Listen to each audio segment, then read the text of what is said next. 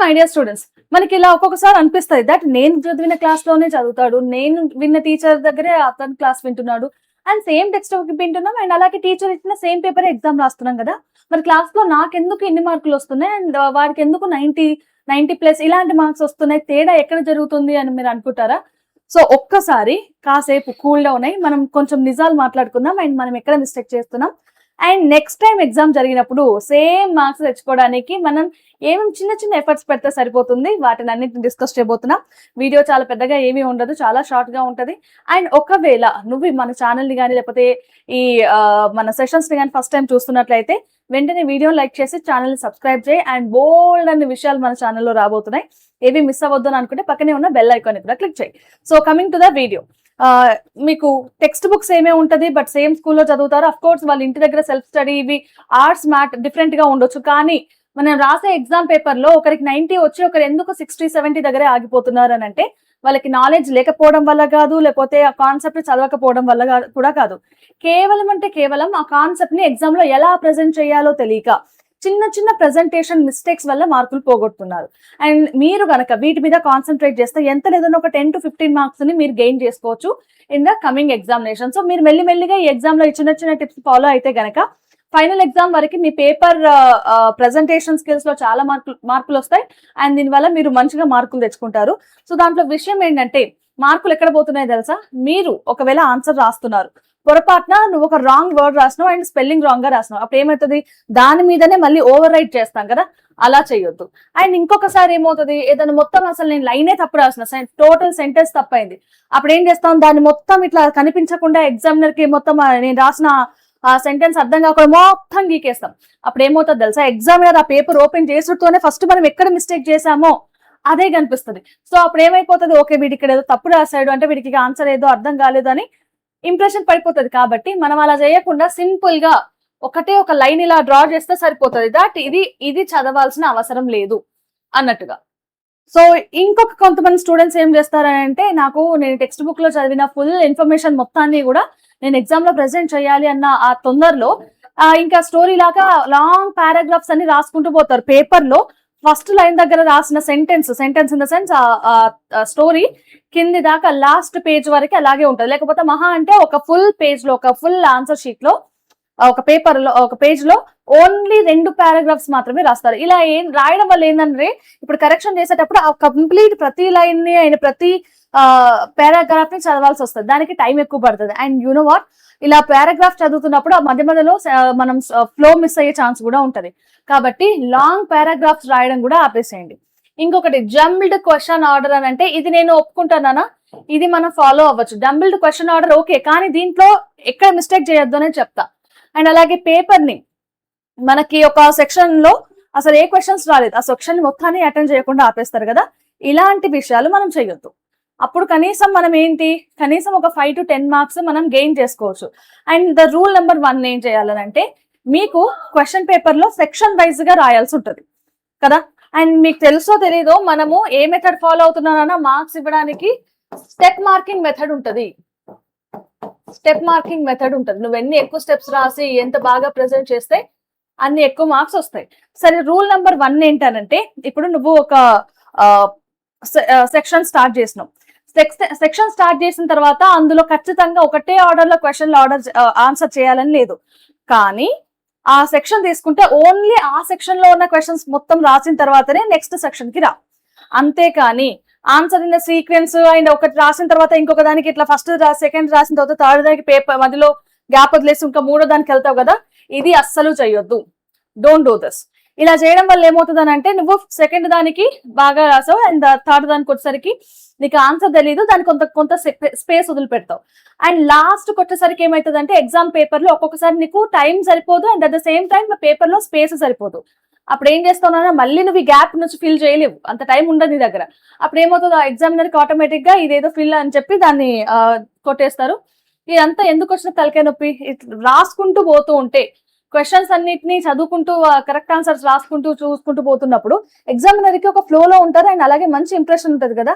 The main motto ఏంటంటే, మన examiner మన పేపర్ ఓపెన్ చేసిన తర్వాత విత్ ఇన్ 10 seconds లో మన పేపర్ మీద ఒక మంచి ఇంప్రెషన్ ని క్రియేట్ చేయాలి. First impression is the best impression అంటారు కదా. సో అలాంటి ఇంప్రెషన్ క్రియేట్ చేయాలని అంటే నువ్వు ఫస్ట్ చేయాల్సిన పని ఇలాంటి గ్యాప్ వదలొద్దు.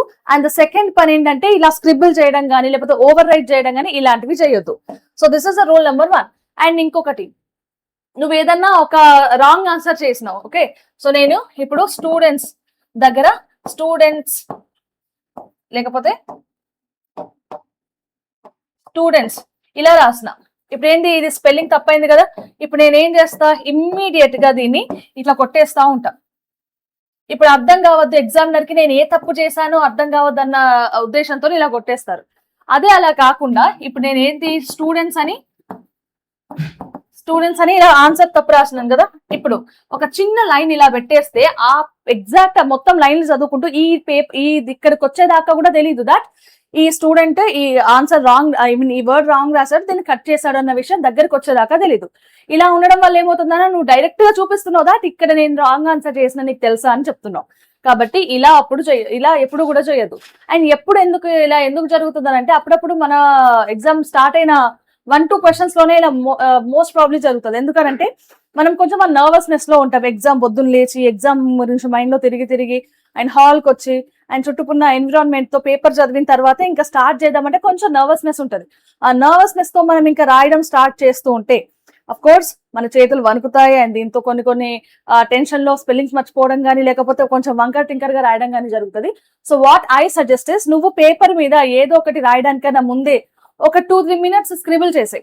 అది క్వశ్చన్ పేపర్ మీద అనట్లేదు నేను, బట్ ఎస్ ఏదన్నా మనకి రఫ్ పేపర్ అడిషనల్ లాగా ఏదన్నా ఉంటే దాని మీద కొంచెం లాస్ట్ కి స్క్రిబుల్ చేసే, అట్లీస్ట్ విత్ పెన్సిల్ తో అయినా. సో మనకి పెన్, నువ్వు ఎగ్జామ్ లో తీసుకునే పెన్ను కూడా చాలా చాలా ఇంపార్టెంట్. కంఫర్టబుల్ గా ఉండేలాగా తీసుకో. అంతేగాని రేపు ఎగ్జామ్ ఉంది కదా అని చెప్పి ఇవాళ నేను ఒక కొత్త పెన్ను తీసుకుంటా అని వెళ్ళినాం అనుకో, ఎగ్జామ్ లో నీకు ఆ పెన్ను అలవాటు లేకపోవడం వల్ల ఎక్కువ టైం కూడా అవ్వచ్చు. ఓకే. అండ్ నెక్స్ట్ థింగ్ ఏంటంటే మనకి టైం మేనేజ్మెంట్ చాలా ఇంపార్టెంట్. టైం మేనేజ్మెంట్ దగ్గర పిల్లలు ఎక్కడ మిస్టేక్ చేస్తారు తెలుసా? ఇప్పుడు కొన్ని క్వశ్చన్స్ ఉంటాయి. కొన్ని క్వశ్చన్స్ ని మనకి 2 మార్క్స్ అడిగినప్పుడు ఎలా రాయాలి, అండ్ 4 మార్క్స్ అడిగినప్పుడు ఎలా రాయాలి, 5 మార్క్స్ అడిగినప్పుడు ఎలా రాయాలి, ఇది మనకి తెలిసి ఉండాలి.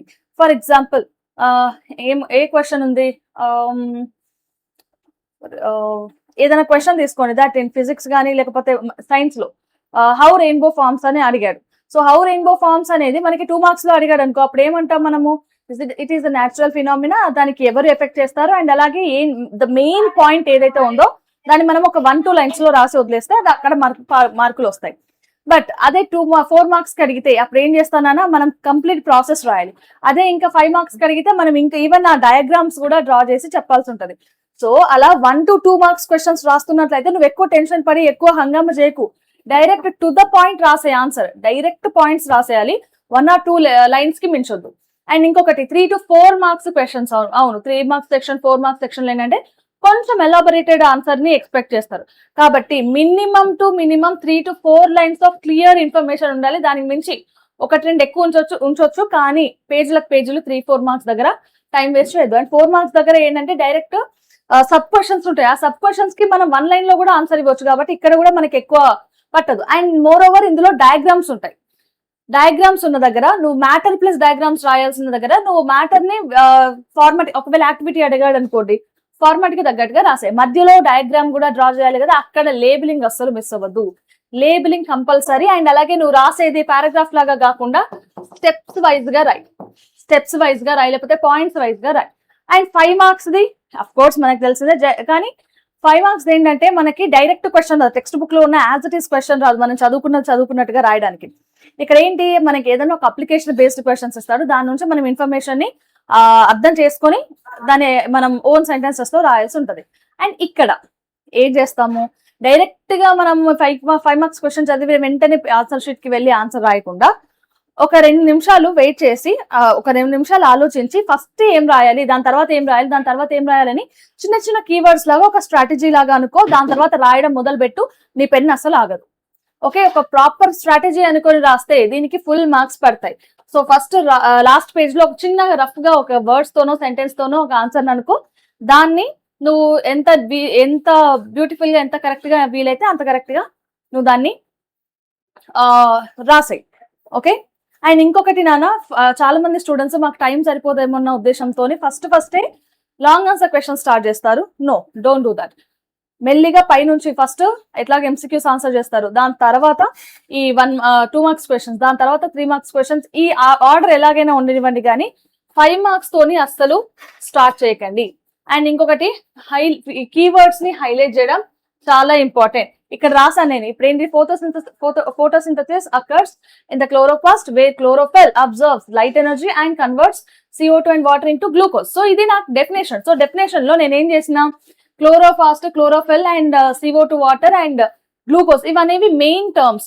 సో వీటికి అయితే నేను ఇన్వర్టెడ్ కామర్స్ పెడితే అది ఒక సెంటెన్స్ అంత బాగోదు, కాబట్టి కింద అండర్లైన్ చేయండి.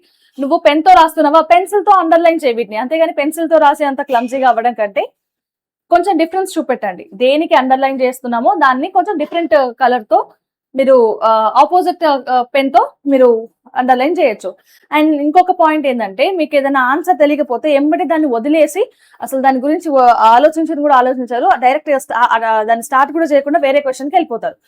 సరే వెళ్ళిపోండి, ఫస్ట్ టైం చూసినప్పుడు పేపర్ మొత్తం అటెంప్ట్ చేసే ప్రాసెస్ లో ఈ క్వశ్చన్ గురించి టైం వేస్ట్ చేయమని చెప్పను. కానీ ఎట్ ది ఎండ్ మనకి కనీసం ఒక 2 నిమిషాలు 5 నిమిషాలు టైం ఉన్నా కూడా నేను సజెస్ట్ చేసేది ఏంటంటే, పిల్లలకి నేను ఎవ్రీ ఇయర్ చేస్తున్నాను, ఈవెన్ స్టేట్, ఇప్పుడు CBSEకి కూడా ఆ క్వశ్చన్ కి సంబంధించి ఏదో ఒక ఇన్ఫర్మేషన్ మీకు తెలుసు కదా. ఆ చాప్టర్ ఇప్పుడు what is how resistance effects area of the cross section అని అడిగాడు.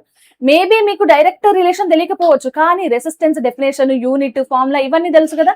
అట్లీస్ట్ ఇవి రాసి వచ్చినా కూడా మీకు ఎంతో కొంత, అట్లీస్ట్ 1 మార్క్, హాఫ్ మార్క్ బట్టే ఓకే కదా. So something is better than nothing కదా. కాబట్టి ఏ క్వశ్చన్ ని కూడా వదిలేయకుండా ఎంతో కొంత అటెంప్ట్ చేసి మీకు తెలిసిన విషయాలు, తెలిసిన పాయింట్స్, కీవర్డ్స్ ని రాసి రండి. ఓకే, సో ఇలా చేస్తే మీరు మీ క్లాస్ లో 80 లేకపోతే 70s లో ఉన్నప్పటికీ కూడా మీరు మీ మార్క్స్ ని 10 to 15 వరకు పెంచుకోవచ్చు. సో ఇలాంటివి మెల్లిమెల్లిగా ఎగ్జామ్స్ ఇంకా స్టార్ట్ చేస్తున్నారు కాబట్టి ఎగ్జామ్స్ ఇంకా రాస్తూ ఆ అలవాట్లో మనకి బోర్డ్ ఎగ్జామ్ లో కూడా పనికి వస్తాయి tips. Okay, so guys, this is all about today's video. And ఇంకా ఇలాంటి బోల్డ్ అన్ని విషయాలు మిస్ అవ్వద్దు అని అనుకుంటే మన ఛానల్ సబ్స్క్రైబ్ చేయండి. And stay tune to Vedanta CBSE 9th and 10th Telugu. This is Gayatri Patel, your favorite master teacher, and see you in the next video.